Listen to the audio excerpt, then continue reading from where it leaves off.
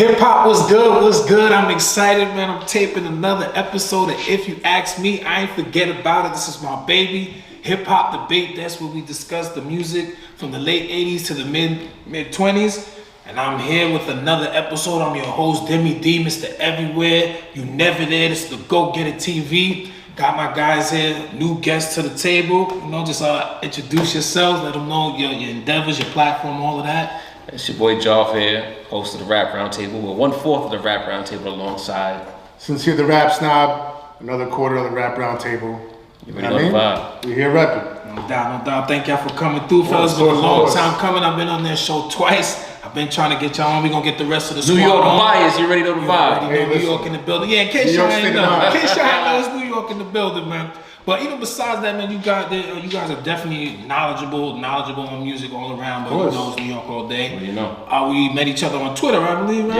Yes. Yeah. So, you know, salute to Twitter. We talk that music shit all day. And today, this is a topic that I've been saving for some really good guests, man. I got them. It's a lot of pressure. I've been saving this topic. I ain't gonna lie. I've been saving it. So we're gonna talk about your top 3 favorite duos in rap. And when I say duo, we're talking about 2 people that rap. None of that gangsta shit or Will Smith and DJ. Okay. Shout out to them, no, but you know, we're talking about 2 guys that no rap. Gangstar. Okay. So no P-Rock and CL Smooth. No, 2 people that rap. I mean, they both got around. Both got around. So I mean, I don't know. I can set it off if y'all want, or we could. So what we'll do one, you know, and then we'll pass it around. So I think anyone that even knows me don't even. This is obvious. Like, first I want to say this. Salute to Run DMC all day. Okay. I was about to ask. We know that. Salute to Run DMC. They are not even in these type of discussions. Right. To me, people like them and LL are just beyond this. Like, okay. They are just. That's it. But I was gonna ask because that's 2 MCs, and then DJ, but it's a trio. It's a trio, but I know a lot of people try to, because they know, what about Run DMC? Yeah. So I'm just gonna throw that out there. They Put it in the comments, let us know.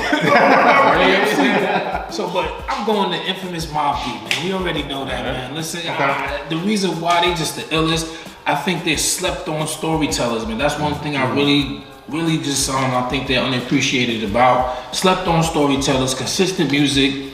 I know they talk a lot of murder music, but they definitely did have variety, man. They told stories, different angles, definitely gave different aspects. You know, P, one of the illest have is dope production. Then they had Noid pulling up, then they linked up with Alchemist. You know what I'm saying? And even Infamous Mob served their purpose on a lot of the features. So Mob Deep is definitely just my #1 favorite duo. Absolutely. 5 albums that I like, man. You just sound like you're biased with that. I mean, come on. Were they bumping Mob Deep in Cali? Were they bumping Mob Deep? Were they playing with the right?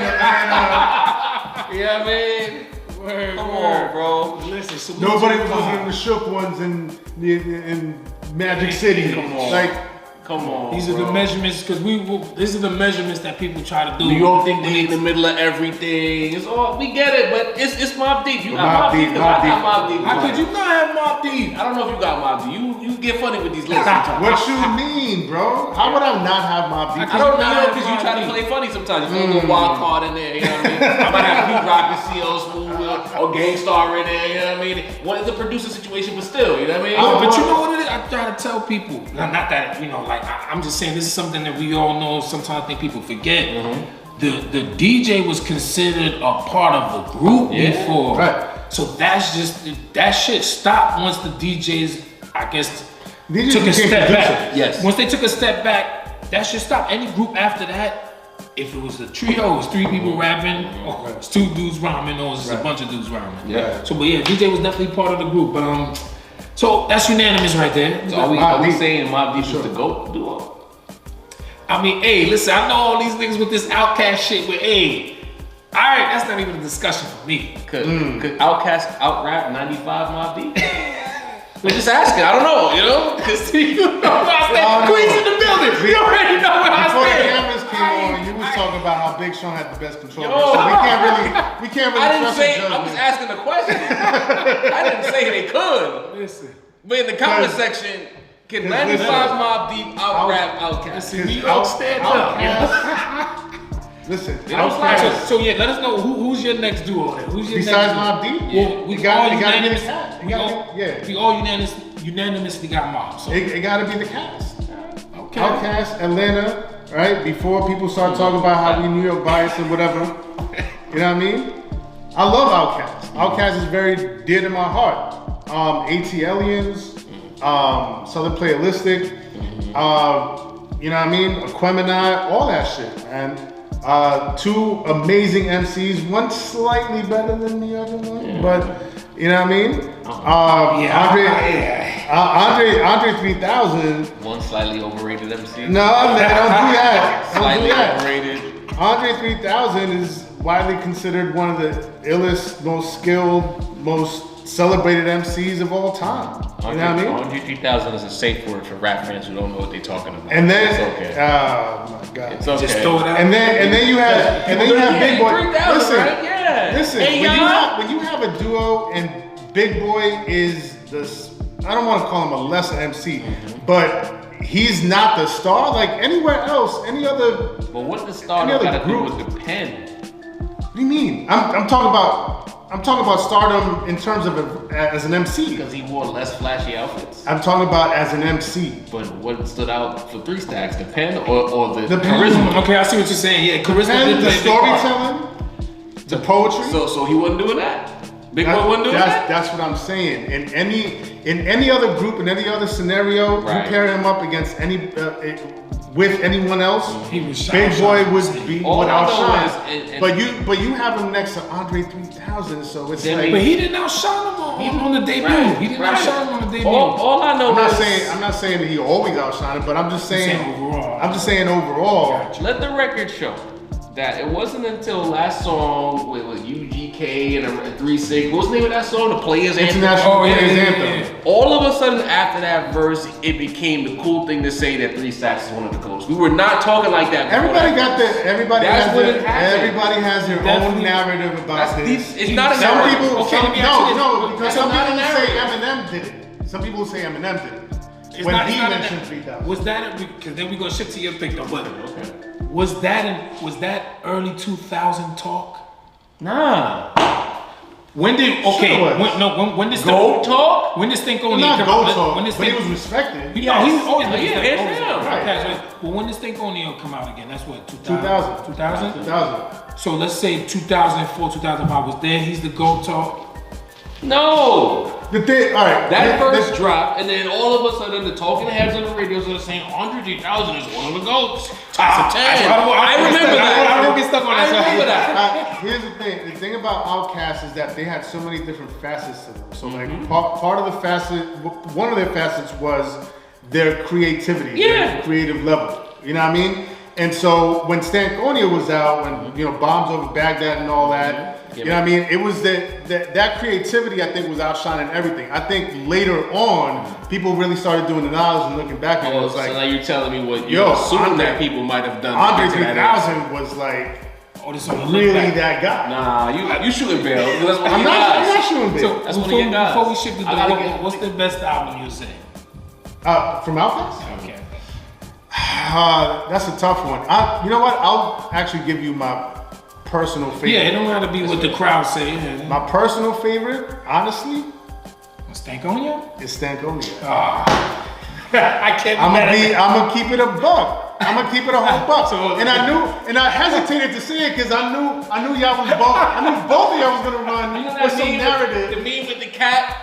Like, what's up with this guy? I mean, I love ATLians. I love Aquemini, Nah, but so Aquemini never. I don't know what it was about Aquemini. It never hit me the way it hit everybody else. But when that Stankonia dropped, that Bombs Over Baghdad, and I'm sorry, Miss Jackson, and Toy Letitia, and Slum Beautiful. Pop music.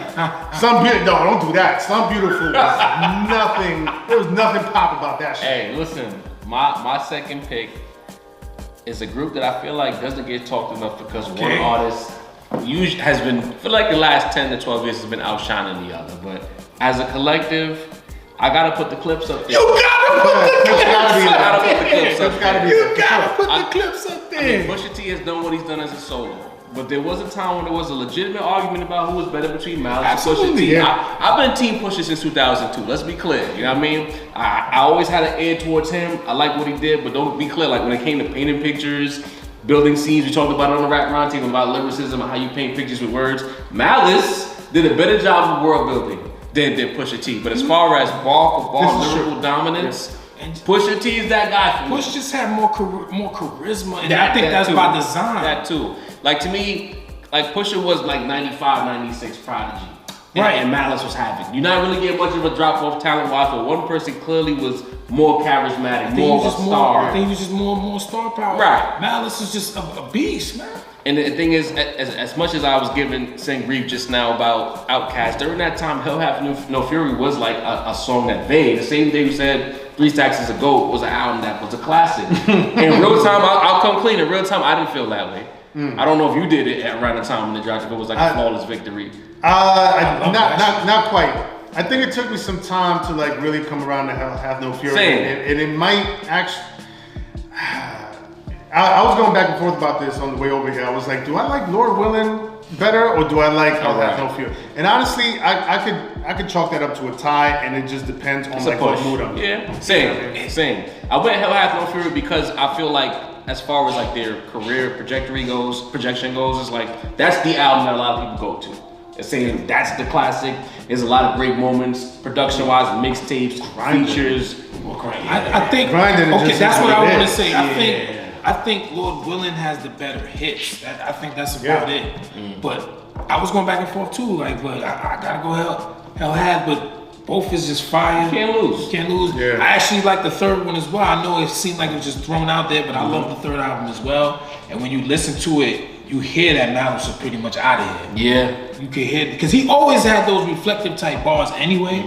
But with the third one, he just was he was out Even on Pusha's most recent album, like he got off. Yeah. His solo joints is fire. Well, let me make this clear. That's my pick as well. So I know his solo shits as well. Them joints is fire, and he kept it's just like a dial back. I think the balance dichotomy between Pusha and Malice is very similar to Jadakiss and Styles P. Boom. You know what I mean? Exactly.